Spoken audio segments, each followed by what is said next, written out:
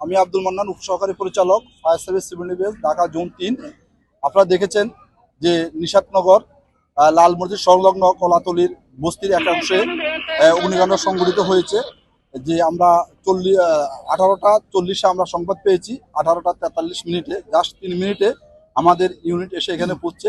রাস্তার যে ট্রাফিক ছিল, ট্রাফিক ব্যাক করে এখানে 3 মিনিটে আসা আমাদের জন্য চ্যালেঞ্জ ছিল। খুব দ্রুত আসার জন্য আমাদের আগুনটা আসলে বড় আকার ধারণ করতে পারে নাই বা বিস্তার করতে পারে নাই।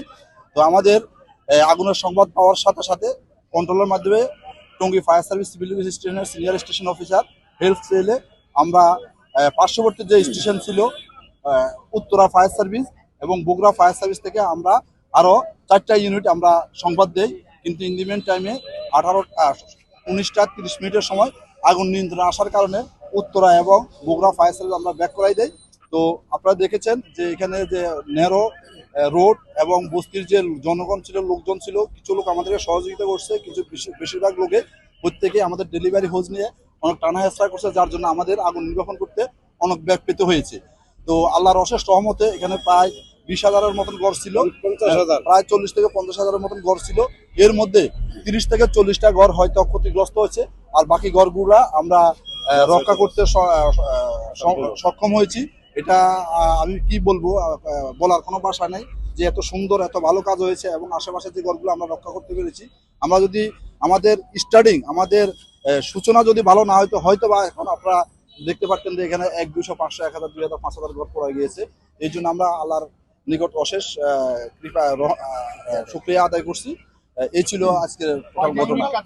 আমাদের টোটাল আমি বলেছি যে আমাদের টোটাল 7টা ইউনিট আমরা কল করেছি। এর মধ্যে টঙ্গী ফায়ার স্টেশনের 3টা ইউনিট এবং উত্তরা টঙ্গী ফায়ার স্টেশনের 4টা ইউনিট নিয়ন্ত্রণ হওয়ার কারণে পার্শ্ববর্তী যে স্টেশনগুলো এসেছে তাদেরকে আমরা রাস্তা থেকে ব্যাক করে দিয়েছি। না, এই পর্যন্ত আমরা কোনো হতাহতের খবর পাইনি। ক্ষয়ক্ষতি আমরা যেহেতু এখনো কাজ করতেছি, আপনারা দেখতেছেন, আমরা ক্ষয়ক্ষতির পরিমাণ বা আহত নিহতের বিষয়ে আমরা পরে জানতে পারবো। কাজ শেষে আমরা রিপোর্ট নিয়ে তখন বলতে পারবো যে কি ক্ষয়ক্ষতি হয়েছে। আমরা শুধু আগুন লাগার পর থেকে 1 ঘন্টার মধ্যে আমরা আগুন নিয়ন্ত্রণ আনতে সক্ষম হয়েছি। 1 ঘন্টার মধ্যে আগুন নিয়ন্ত্রণ আনতে সক্ষম হয়েছে, যেটা আসলে কখনো কল্পনার বাইরে। নির্বাপন করে ফেলছে এখন বর্তমানে বলতে গেলে নির্বাপনে।